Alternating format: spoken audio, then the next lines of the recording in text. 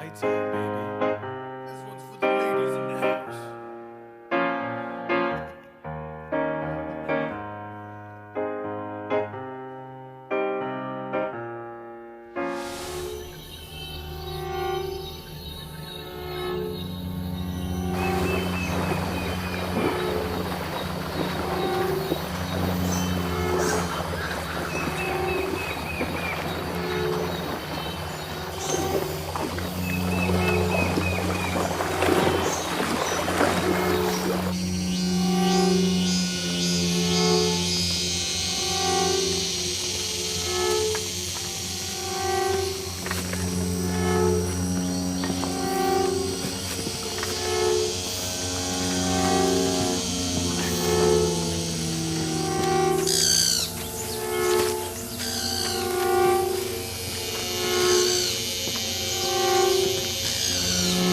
Faut faire une pause, le gamin est crevé.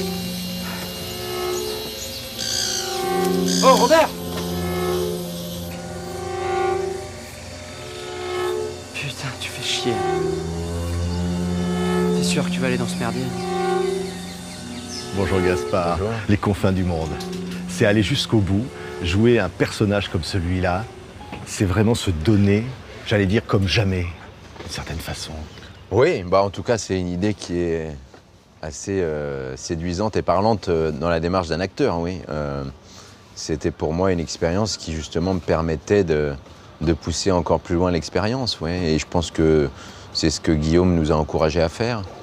Et c'est ce que Guillaume, à mon avis, essaye de reproduire à chaque fois dernièrement dans ses films. Il y a cette démarche de plonger son équipe, ses acteurs, dans un dispositif qui, oui, d'une certaine façon, nous pousse, enfin en tout cas, nous pousse hors de nos zones de confort et de ce que l'on connaît pour aller vers une forme d'inconnu et essayer de se réinventer et de pousser un peu plus loin l'expérience. J'ai presque envie de dire, c'est presque un parcours initiatique. C'est Ouais. qu'au fond, Bah, à l'image du film, Ouais. hein, il y a ce récit C'est ça. initiatique. un parcours dans la guerre, dans les situations extrêmes.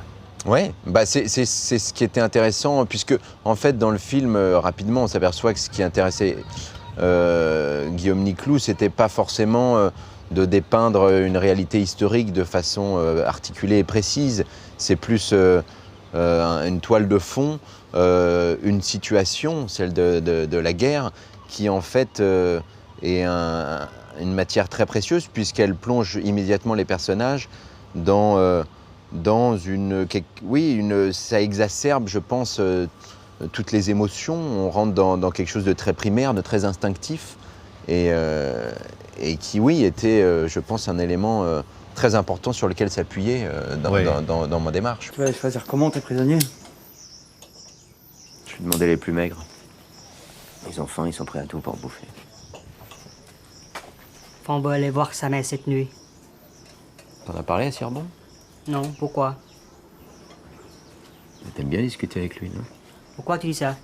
On prend pas pour un con. Le jeune homme que vous interprétez, Gaspard, qui échappe à la mort, qui est confronté à la mort, qui échappe à la mort, et qui est jeune, qui a l'amour, qui a la vie, et qui est confronté à cette espèce de dilemme entre la vie et la mort. C'est qu'au fond, il est là, il est devant le gouffre, quelque part. Bah après, il y a énormément de façons d'interpréter ce film, comme souvent dans les films de Guillaume, hein, il y a plusieurs niveaux de lecture. Le spectateur choisit un peu où il pose son regard. Mais oui, il y a cette dualité permanente entre la vie et la mort. C'est pas pour rien que la première séquence, c'est cette scène qui montre le personnage principal sortir d'un charnier. Donc c'est comme s'il revenait d'entre les morts. Donc il y a cette idée, un peu spectrale, fantomatique, qui parcourt le personnage tout au long du film. Et l'amour aussi, la chair, L'amour, bien la sûr. sexualité, la perte peut-être de la virilité. Il y a ces notions-là. Ou la sexualité Ouais. qui est aussi une façon de se reconnecter à la vie, comme un geste fondamental, un ferment de la vie. Oui, c'est un jeu permanent avec tous ces éléments qui, voilà, très rapidement, pour moi, le film bascule dans une dimension totalement métaphysique, presque mystique, hein. Il y a quelque chose qui est un peu de l'ordre du surnaturel qui surgit par moments comme ça dans le film, notamment avec le personnage de Saint-Onge, interprété par Gérard Depardieu, qui est incroyable, qui apparaît, comme ça à des moments clés de façon, oui, presque surnaturelle, qui est une sorte de guide spirituel. Et on pourrait même pousser la réflexion en se disant que c'est peut-être même une sorte de passeur entre le monde des vivants et celui des morts. Je rentre de Saigon, là-bas c'est la grande fête, la décadence. On dirait que les Français célèbrent le champ de ruines qui est devenu l'Europe. Pour me dire ça que vous êtes revenu? Non. Non. J'étais à Kabichotan le jour du massacre, comme vous. Mais je suis parti avant. D'une certaine façon, on est de la même famille. Des rescapés. Pourquoi vous m'avez rien dit? Le complexe du survivant. Quand j'ai écouté votre histoire de chez le commandant Orlan, je me suis senti moins seul, moins coupable. Coupable de quoi? D'être vivant. Ça vous le fait pas, vous? Qu'est-ce que vous faisiez là-bas?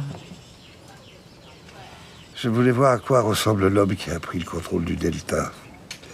Voir vos miniennes en chair et en os. Il a tué mon frère. Vraiment? Il a tué votre frère? Il a laissé faire, je vous l'ai déjà dit, c'est pareil. Je ne crois pas. On est là, on est à cette marge-là, et puis il y a quand même la vie. Il y a cette jeune femme qui va L'amour, illuminer, le sexe, voilà, et qui la est une chair. prostituée, on va le dire sans dévoiler le film, mais qui au fond a renoncé elle-même à sa propre vie, mais qui peut-être va rebasculer du côté de la vie réelle. Oui, et puis il y a... Bon, après, je veux pas trop en dire sur le film, mais à la fin, il y a aussi cet enfant, on ne sait pas à qui il appartient, mais oui, il y a quelque chose par rapport au cycle de la vie, même dans la construction du film en elle-même, hein, qui est une construction en boucle, c'est-à-dire qu'on a cette image de début qu'on retrouve à la fin. C'est comme si on était en fait dans une sorte de stase tout au long, une forme d'errement, d'errance, qui pour moi s'apparente à comme si le personnage était un peu dans les limbes, donc entre la vie et la mort en permanence, ouais. Et il oscille d'un pôle à l'autre en permanence. Et il y a cette obstination dans la mort, dans la vengeance, et cette obstination aussi dans l'amour, dans la vie, mais d'une certaine façon, ça conduit inévitablement à une forme d'enfermement, en fait, hein. Ce personnage est enfermé dans sa guerre intérieure, c'est-à-dire que c'est pas tant un film de guerre que la guerre de ce personnage, en fait, la guerre interne, intérieure de ce personnage. Merci beaucoup Gaspard, aux confins du monde. Merci.